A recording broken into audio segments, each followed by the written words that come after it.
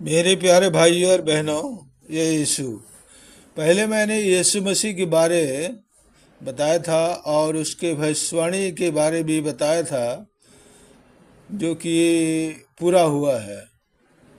जैसे भविष्यवाणी में लिखा गया था प्रभु यीशु के आने का, उसी प्रकार नए व्यवस्थान में भी लिखा गया और यह सच्ची तरह संपूर्ण रीति से पूरा हुआ है। अब हम शैतान के बारे जाने।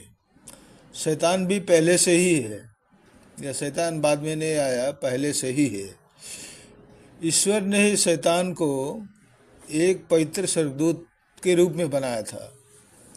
शैतान को एक करूब, करूब का अर्थ है सबसे अच्छा, सुंदर, चमकने वाला तारा भी कहते हैं, के रूप में बनाया गया था, जो स्पष्ट रूप से सबसे उच्च बनाया गया स्वर्गदूत था, जिसे कि एजेकियल 28:12 से 14 में वर्णित किया गया है। परंतु वह घमंडी हो गया और उसने फैसला किया कि वह परमेश्वर के सिंहासन से ऊपर बैठेगा, जैसा कि ईसाया 14:13-14 में और एजेकियल 28:15 में और 1 तीमुथियुस 3:6 में लिखा गया है। शैतान के घमंड के कारण ही उसका पतन हुआ। शैतान को अपने पाप के कारण परमेश्वर ने उसके उच्च पद और भूमिका से हमेशा के लिए हटा दिया। बाद में शैतान इस दुनिया का शासक बन गया, जो कि 2 कोरिन्थ 4:4 और इफिसियों 2:2 में लिखा गया है। वह एक दोषी था, जैसे कि प्रकाशित वाक्य 12:10 में लिखा गया है। वह एक धोखेबाज भी था, है, जैसे उत्पत्ति 3:4 और 5 में लिखा गया है। वह एक प्रलोभनकर्ता भी है, जैसे कि 1 थिस्सलुनीकियों 3:5 में लिखा गया है। उसके नाम के अर्थ ही है विरोधी या विरोध करने वाला, जो परमेश्वर की निंदा करता है।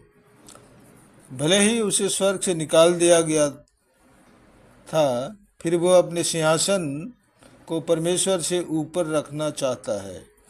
वह परमेश्वर के सभी कार्यों की नकल करता है, ताकि दुनिया की आराधना प्राप्त कर सके और परमेश्वर के राज के विरोध वह बढ़ावा दे सके। शैतान हर झूठे पंथ और विश्व धर्म के पीछे पड़ा रहता है। शैतान परमेश्वर और परमेश्वर का अनुसरण करने वालों का विरोध करने के लिए अपनी शक्ति में कुछ भी कर सकता है।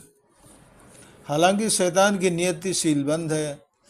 आग की झील में अनंत काल तक वह डाल दिया जाएगा, जैसे कि प्रकाशित वाक्य 20:10 में लिखा गया है। शैतान को इस युग के देवता के रूप में वर्णित किया गया है, जैसे 2 कुरिन्थियों 4:4 में लिखा गया है, और उसका संसार और उसकी व्यवस्था पर प्रभुत्व है, जैसे यूहन्ना 12:31 में लिखा गया है। लेकिन उसका अधिकार हमेशा के लिए नहीं रहेगा।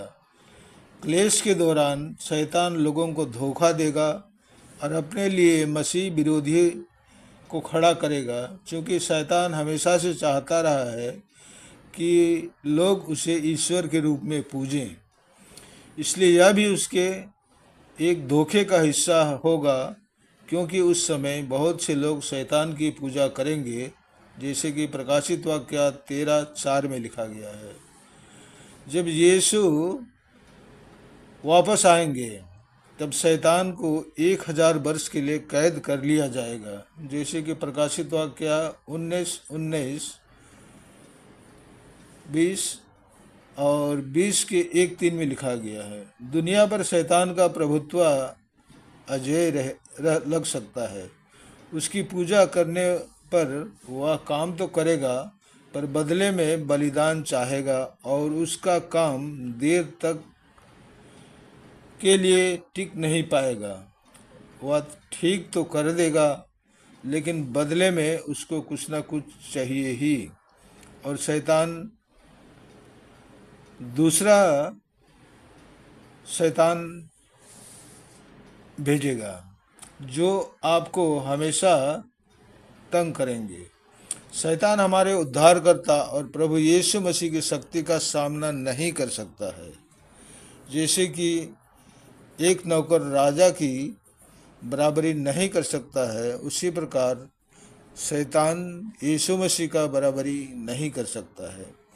यीशु सचमुच स्वर्ग राज्य का राजा है। दुनिया और मनुष्य को बनाने वाला यीशु ही है, लेकिन दुनिया में रहने वालों को स्वर्ग राज्य के लिए परखा जाएगा। वह शैतान को चुनते हैं या प्रभु को चुनते हैं।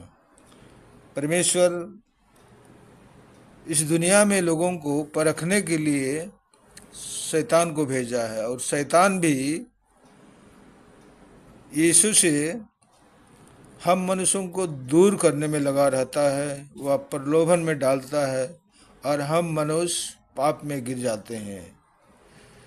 वह हमेशा यही कोशिश करता है कि किसी न किसी तरह लालच दे के मनुष्य को भड़काया जाए और पाप में ढकेल दिया जाए, ताकि शैतान उसको अपने राज्य अर्थात नरक में, जहाँ जलती हुई आग की भट्ठी है, वहाँ ले जाए और यीशु मसीह तथा ईश्वर को यह साबित करे कि देखो, मैंने तुम्हारे मनुष्य को जो तुम्हारी पूजा करते थे कैसे मेरे बस में और चंगुल में कर अपने धधकती आग में ले आया है।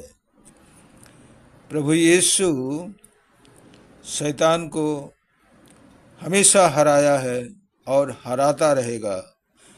एकमात्र यीशु मसीह ही है जिससे शैतान डरता है।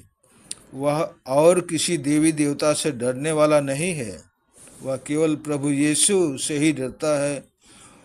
आप प्रभु यीशु का नाम लीजिए, उसकी भजन कीजिए, उसकी महिमा कीजिए, उससे प्रार्थना कीजिए, तो जहाँ कहीं भी भूत है, प्रेत है, आपको दुख देता है, वह अवश्य दूर होगा।